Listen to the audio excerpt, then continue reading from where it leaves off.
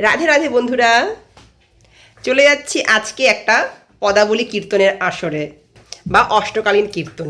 তো বাইরে ভীষণ ঠান্ডা পড়েছে, ভেতরে হচ্ছে গিয়ে হাইনেক, সোয়েটার প্লাস হচ্ছে গিয়ে একটা চাদরও নিয়ে নিয়েছি, কারণ টোটোতে যাব। এটা হচ্ছে আমাদের আনন্দনগরে নয়, এটা হচ্ছে গিয়ে ময়নাগুড়ির হাসপাতাল পাড়াতে, বেশ অনেকটাই দূর আমাদের বাড়ির থেকে, তাও 10-15 মিনিট তো লাগবেই টোটোতে। ঠান্ডা লাগবে, তো রাধিকা রেডি হচ্ছে। তো চলো, পদাবলী কীর্তন যারা যারা শুনতে ভালোবাসো, আজকের ভিডিওটা তাদের জন্য ভীষণ উপযুক্ত হবে। চলো। এই বছর ইদানিং আমার বেশ অনেকগুলো অষ্টপ্রহরের কীর্তন বা লীলা কীর্তন আমার শোনার বা আসরে গিয়ে বসার আমার সৌভাগ্য হয়েছে, কিন্তু আমি এর আগে সেভাবে কীর্তনের আসলে আমি কখনোই যাইনি। কারণ আমাদের বাড়ির পরিবেশটাই ছোটোর থেকে আমি এমন পেয়েছি না, বাড়িতে বাবাই কীর্তন করতো, গীতা ভাগবত পাঠ করতো, তো বাইরে গিয়ে এই সমস্ত আমার শোনার কোনো দিনও প্রয়োজন হয়নি। তো বাড়িতেই সেই আস্বাদনটা হয়ে যেত কীর্তনের ভাগবতের। তো এখন যেহেতু বাড়িটা হচ্ছে গিয়ে, বাড়িতে আমার মা আছে, আমার মেয়েও বড় হচ্ছে, আমার মেয়েরও এগুলো শুনতে ভীষণ ভালো লাগে। তো আমার মা আর আমার মেয়ের আবদারে এই বছরে আমার অনেক অনেক কীর্তন আসরে যাওয়ার সুযোগ হলো। তো বেশ ভালোই লাগে, খারাপ তো লাগে না, ভগবানের নাম কীর্তন হয় আর পাশে সমস্ত ভক্তমণ্ডলীরা বেশ কীর্তনে তালে তালে নাচে, চোখের জল পড়ে, তো এটা ভীষণই ভালো লাগে। তাহলে চলো, আজকের কীর্তন আসরে গিয়ে এমন একটা জিনিস সুন্দর জানতে পারলাম, যেটা হচ্ছে গিয়ে ভগবান মহাপ্রভুর 4টে সন্তান কে কে এবং তাদের প্রতি ভগবানের কি আচরণ।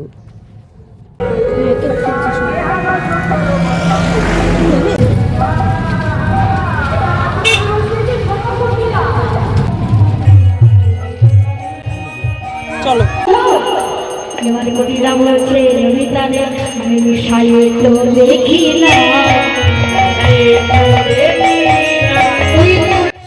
আমাদের ময়নাগুড়ির হাসপাতাল পাড়ার এই কীর্তনের আসরটা ভীষণ জমে আর প্রচুর ভিড় হয়, তোমরা দেখতেই পাচ্ছ। অনেকক্ষণ তো বাইরেই দাঁড়িয়েছিলাম, যে কোথায় বসবো, বসার জায়গাও পাচ্ছিলাম না। তো আমার 9 বছরও হয়েছে, ময়নাগুড়িতে বিয়ে হয়েছে, এই প্রথম আমি কীর্তন আসরে এলাম। এটাও আমার মার জন্যই সম্ভব হয়েছে। তাহলে চলো একটু ভিতরের দিকে ঢুকে একটু বসার জায়গা খুঁজি, কারণ দাঁড়িয়ে দাঁড়িয়ে কীর্তন শ্রবণ ভালো লাগে না, একটু বসলে পরে ভালো লাগে।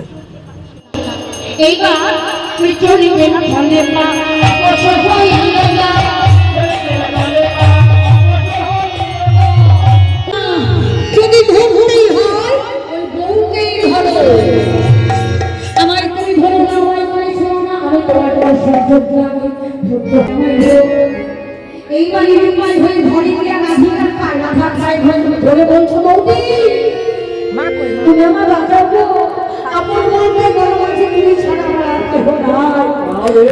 মাঝখানে বসাই আগে ঘুরুমানটা তৈরি করুন, তারপরে তো ঘুরে হবে।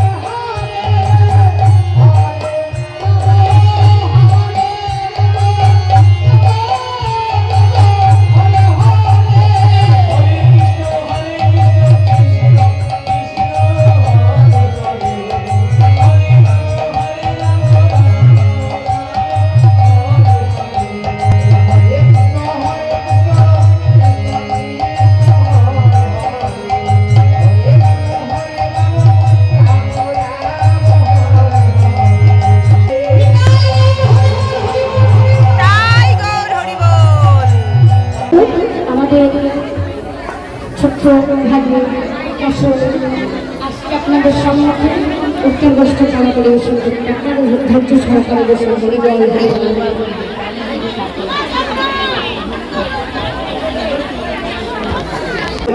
আপনাদের সকলের উত্তর অবস্থা পরিবেশন করবেন, ভালো করবেন। আপনার সকল মিলে বসুন, ধৈর্য সহকারে আপনাদের কথা বলছি, আপনার বন্ধের মতো ধৈর্য সহকারে বসুন। আর সত্যি করে বলছি, তোমরা আসনটা ছেড়ে দাও, আসনটা ছেড়ে দাও। পরবর্তী যারা আসন আসছে তোমরা দয়া করে আসনটা ছেড়ে দাও।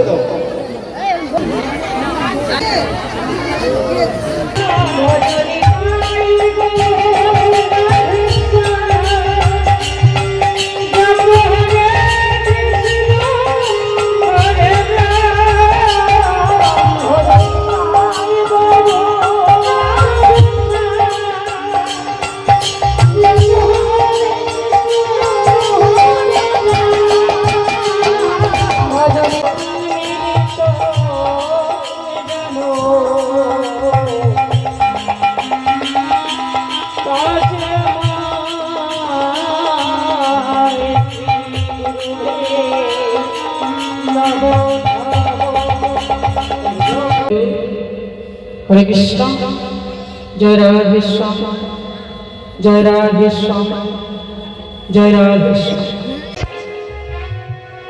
এখন যে লীলাটি পরিবেশন হবে সেটা হয়েছে ফেরা গোষ্ঠ।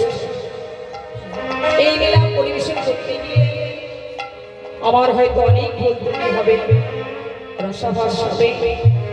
আপনারা নিজেদেরই কৃপা করে আমাকে নিজের সন্তান মনে করে, নিজের ছোট বোন মনে করে আমার ভুল ত্রুটি ক্ষমা করে দেবেন।